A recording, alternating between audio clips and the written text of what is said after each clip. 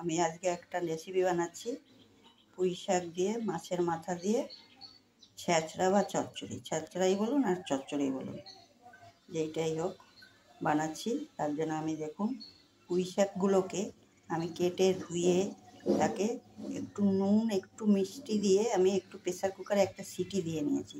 দিলে কি হয়েছে, ডাঁটাগুলোও একদম নরম হয়ে যায়, খেতেও ভালো লাগে, আর নুন মিষ্টিটা ডাঁটার ভিতরে ভালো মতন ঢোকে।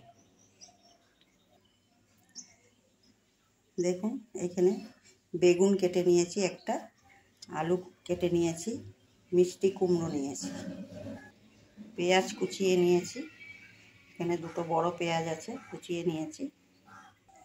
মাছের মাথাগুলো দেখুন ভেজে রেখেছি, এখানে দুটো রুই মাছের মাথা আছে, তাকে তেলে ভেজে নিয়েছি। আমি ফোড়নের জন্য রাঁধুনি নিয়েছি আর এই জিরে নিয়েছি, গোটা জিরে।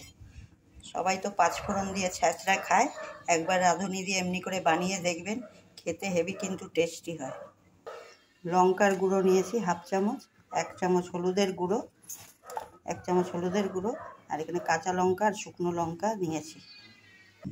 কড়াতে তেল দিয়ে দিচ্ছি, তেল গরম হয়ে গেছে। এর মধ্যে আমি আগে প্রথমে রাঁধুনি ফোড়ন দিব, তারপরে জিরেটা ফোড়ন দিব, তারপরে কাঁচা লঙ্কাটা শুকনো লঙ্কাটা দিয়ে দেবো। দিয়ে আমি তেলে একটু ফ্লেভারটা, রাঁধুনির ফ্লেভারটা বেরোলেই আমি এর মধ্যে পেঁয়াজটা দেবো।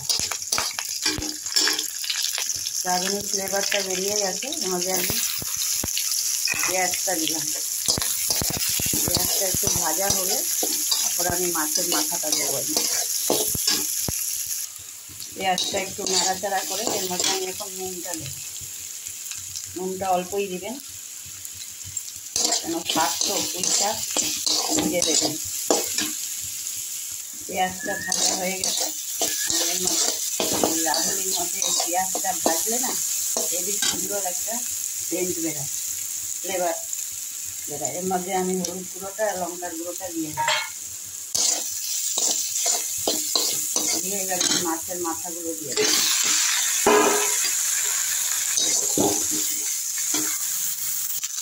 দেখুন মাথাটা পেঁয়াজের সাথে ভাজা হচ্ছে, এই পর্যায়ে আমি সব সবজিগুলো দিই। আলুটা দিলাম, কুমড়োটা দিলাম, বেগুনটা দিলাম, সব সবজিগুলো আমি দিয়ে দিই।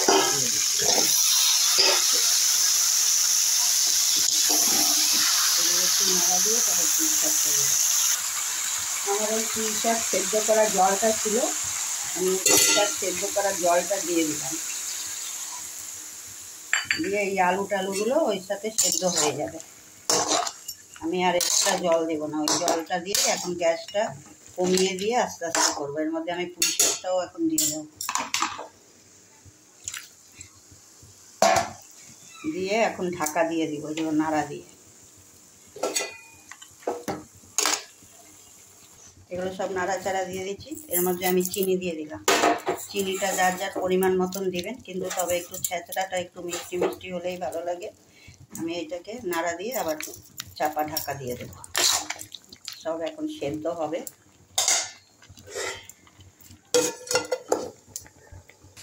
দেখুন আমার এই ছ্যাঁচড়াটা হয়ে গেছে, এখন আমি গ্যাস বন্ধ করছি। দেখুন ছ্যাঁচড়াটা কমপ্লিট। দেখতে দেখুন কেমন হয়েছে, খেতেও অমনি সুন্দর, দেখতে যেমন খেতেও তেমন।